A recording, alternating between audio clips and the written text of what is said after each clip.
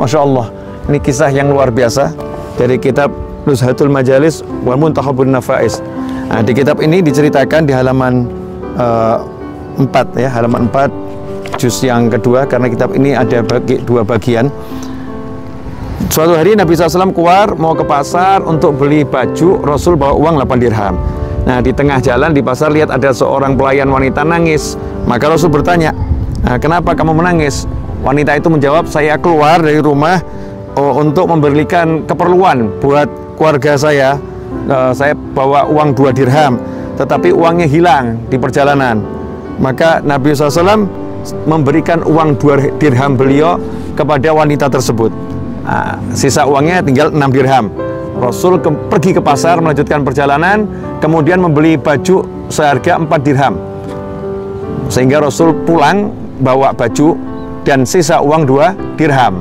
Nah, di situ di tengah perjalanan Rasul mendengar ada seorang lelaki tua, kakek-kakek berkata, siapa yang mau memberiku pakaian, semoga Allah memberinya pakaian dari pakaian-pakaian surga. Maka Nabi SAW pun menyerahkan pakaiannya kepada pria yang berdoa tadi. Setelah itu Nabi kembali ke pasar SAW, cari pakaian yang harganya 2 dirham.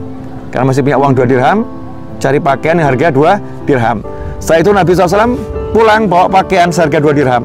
Di tengah jalan lihat wanita tadi nangis lagi, masih menangis. Maka Nabi SAW nanya, kenapa kamu nangis? Maka dijawab, saya khawatir nanti dimarah sama majikan saya, karena saya perginya terlampau lama.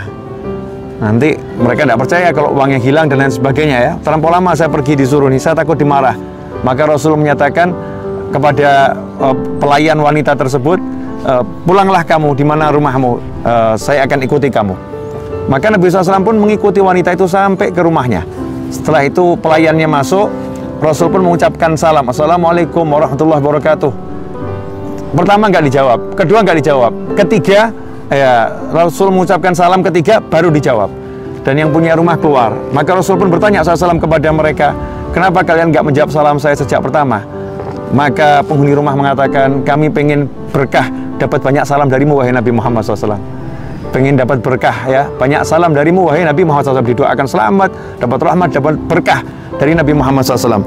Maka Rasul pun menyatakan, saya datang ke sini untuk memintakan maaf ya. Masya Allah, coba ini akhlak Nabi Muhammad SAW. Beliau menyatakan, fasalahum al-afwa anil jariyah, mintakan maaf untuk pelayan tadi. Pelayanmu tadi terlambat datang lama karena uangnya hilang ya. Diceritakan sama Nabi Muhammad SAW duduk perkaranya, biar pelayan tadi nggak dimarah oleh majikannya.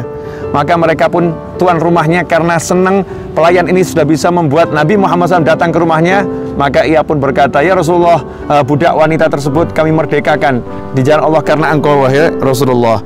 Maka Nabi pun pulang dengan rasa senang sembari berkata, saya belum pernah melihat dirham yang lebih besar manfaatnya dari ini. 8 dirham tapi bisa yang pertama memberikan rasa tenang pada seorang budak wanita dan membuat budak itu dimerdekakan oleh Allah Subhanahu wa taala. Kemudian aku juga bisa dengan uang itu memberi pakaian seorang laki tua yang nggak punya pakaian. Ikhwani rahimakumullah, kisah ini ada dalam kitab Syaraful Mustafa. Kalau kita mendengar kisah semacam ini, kita melihat bagaimana perhatian Nabi Muhammad SAW kepada sekitarnya, empati beliau. Jadi melihat orang menangis nggak didiamkan. Rasul ingin menyelesaikan masalahnya. Bahkan Rasul yang udah punya surga itu nggak bisa seorang pun masuk kalau Nabi kita Muhammad SAW belum masuk ke dalamnya. Kalau pintu surga nggak dibuka sama Rasulullah SAW, maka nggak ada seorang pun bisa masuk surganya Allah Ta'ala. Nggak diizinkan masuk surga. Tapi ketika ada orang yang berdoa, siapa beri aku pakaian, semoga diberi pakaian oleh Allah Ta'ala di pakaian surga, Rasul pun masih menginginkan ya doa lelaki itu terwujud, maka Rasul pun berikan pakaiannya. Nah, mari kita contoh ini, kita betul-betul empati, peka terhadap lingkungan kita, kemudian ingin menolong siapapun yang berada di sekitar kita. Insya Allah kita akan mendapatkan keberkahan yang luar biasa.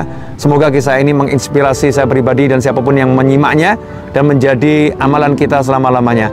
Wassalamualaikum warahmatullahi wabarakatuh.